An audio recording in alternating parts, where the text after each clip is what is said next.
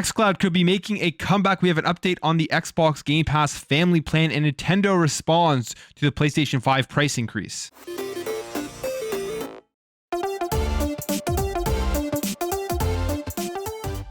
All right, guys, before we get into this, I have 4 months to hit my goal of 10,000 subscribers. I see a lot of you are new to this channel. If you are, please consider hitting that subscribe button if you enjoy this video. So xCloud was the original name of the cloud gaming we right now have through Xbox Game Pass Ultimate. It was the project name, and in my opinion was a very good name, a very catchy name that everybody would be using until they changed it to Xbox Cloud Gaming, which, yes, it's practical, yes, it makes sense, but I think a much worse name than xCloud. But it looks like xCloud may be making a comeback in terms of the naming convention for the service, as this is a trademark that has just recently been filed, and it is for xCloud.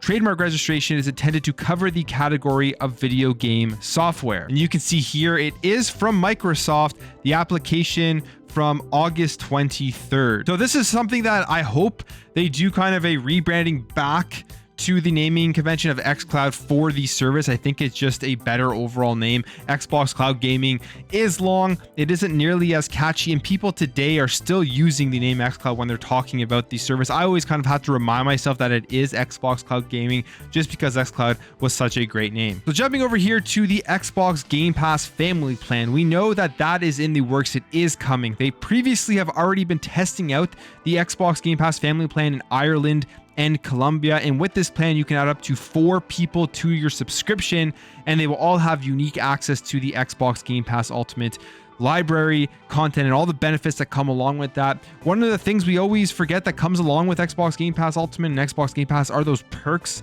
stuff that you can add on to games, game codes. Sometimes you get stuff for even MLB The Show, where you get more players in Diamond Dynasty. All of that type of stuff are great additions and create more value for the Xbox Game Pass subscription.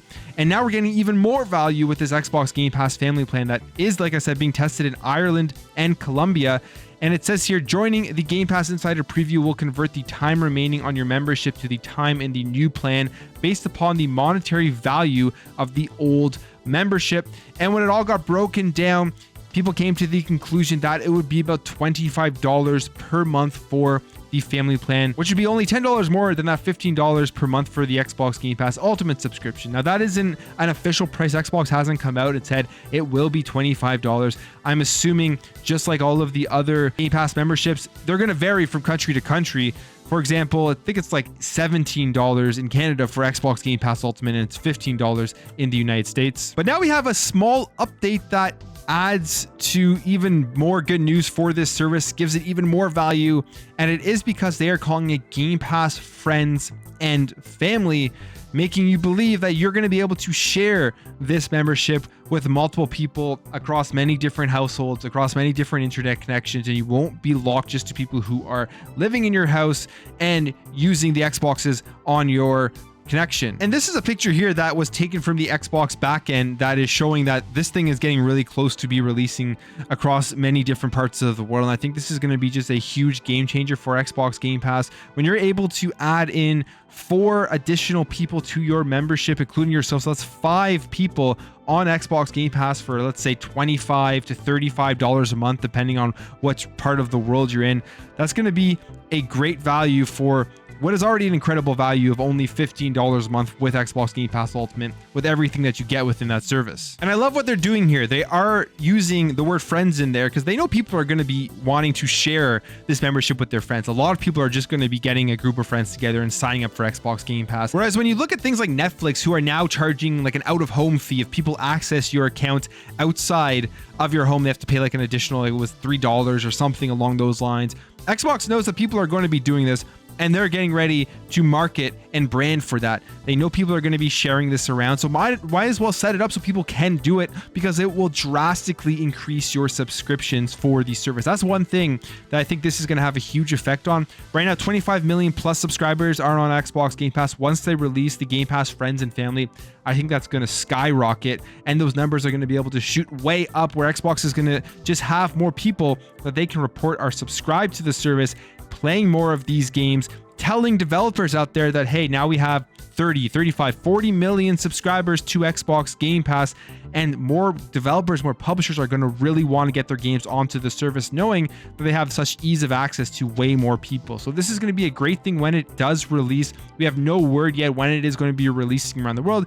Testing in Colombia and Ireland, and I'm assuming over the next couple of months or so, they're going to be rolling out to pretty much everywhere that Xbox Game Pass is available. And finally here we have the, I guess, last response from the big three of the consoles to respond to PlayStation 5's price increase, and that is Nintendo, and they have no plans to increase the Switch prices. This is a statement that was given to Eurogamer, and it says here, as our president, Mr. Furukawa, stated at the 82nd annual general meeting of shareholders in June, while we cannot comment on pricing strategies, we currently do not have any plans to change the price of our hardware due to inflation or increased procurement costs in each country.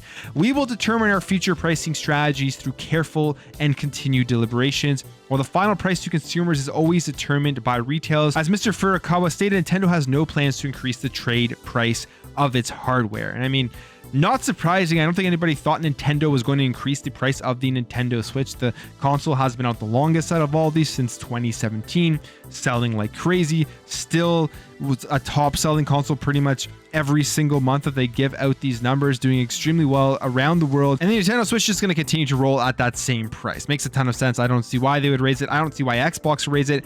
I can't believe PlayStation actually raised their prices, and they cite things like inflation, but they don't raise it in the United States. It really just doesn't make sense. The only thing I can think of right now with PlayStation is the fact that they are under a lot of pressure to make more money for their shareholders, to increase their profits. They have lagged behind in their overall strategy going into this generation. They probably thought it was going to be a walk in the park based off of how poorly the Xbox One did across the globe.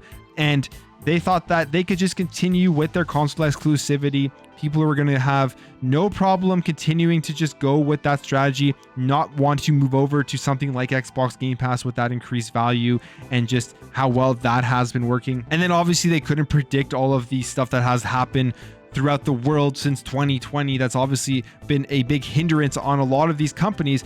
But the big difference, when people like to cite those things like inflation, like the pandemic, like the chip shortages and the logistics and the procurement of these things that are holding back these consoles from meeting the demand, as a company, it's your job to have contingency plans to be able to adjust and adapt to the current environments. And Xbox, with Game Pass, with their open ecosystem, with getting people to be able to play wherever they want, where they don't have to rely on getting that piece of hardware, has just really hit the jackpot this generation, because they don't really care too much that their Series X and the Series S aren't meeting the demand. They know people are still going to sign up for these service in other ways. And then slowly, these consoles are starting to ramp up in their production, slowly starting to get more out there where they're becoming easier and easier to get. So they're getting people from all different streams signing into the Xbox ecosystem every single day.